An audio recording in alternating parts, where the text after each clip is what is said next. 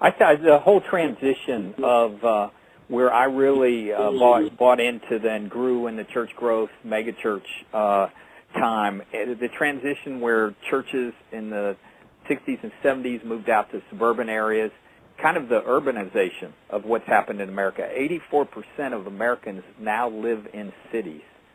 And so the whole thing about mobility, gas prices, when gas went over $4 a gallon and so forth, it really changed the shape of the regional church.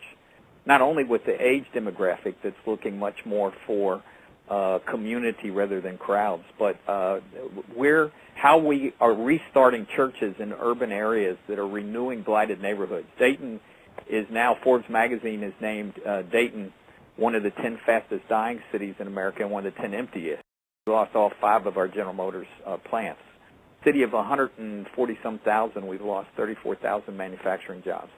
So in one neighborhood, we go in, we do, where we're restarting these churches, we do GED programs, we do Job for Life programs, we do tutoring in the schools. We've got 25 new homes through a grant going up in a blighted neighborhood where we've restarted this church 4 years ago. And 4 years ago, it was all 40 old white people over 60 in a neighborhood that transitioned, those children that transitioned in the 1960s, and they were just kind of coming back to their church. Now it's the largest African-American church, United Methodist African-American church in Ohio, and it's half white. And so it's this whole missional concept or mindset of renewing communities. Mission happens in our own areas, but it's a holistic model, and I really see that the mega churches of the future are going to really be empowering incarnational ministries in especially thinking not just going to suburbs and planting churches and movie theaters and so forth.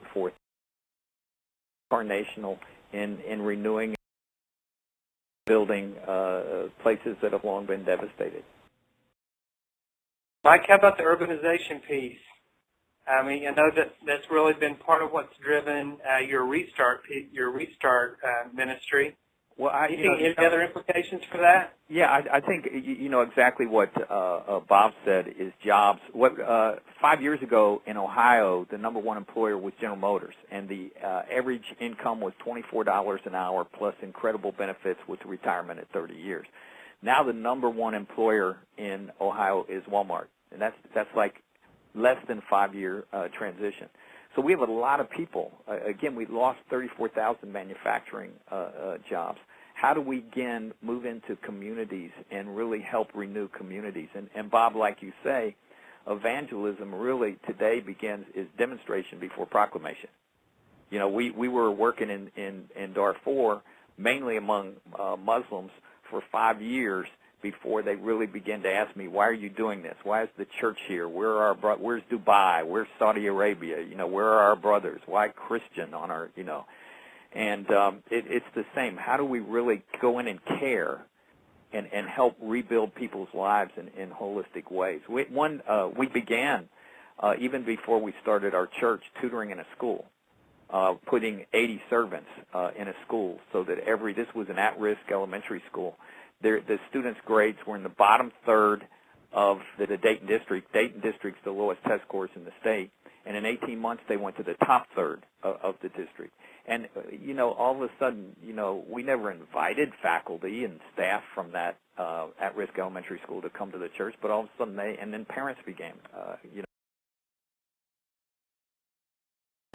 We're doing community programs and youth programs to a firehouse. The fire department moved out because it's a dangerous neighborhood, so we took it over for $1 a year. And so when the church moves in and really helps to renew people's lives and demonstrates, again, in worship styles and so forth that are really, a lot of times we want our churches to be diverse, but we want them to come in and be diverse in a European style or, you know, a Eurocentric or Afrocentric style. And we really have to celebrate the traditions of everybody in the neighborhood, everybody in the world, as Bob says.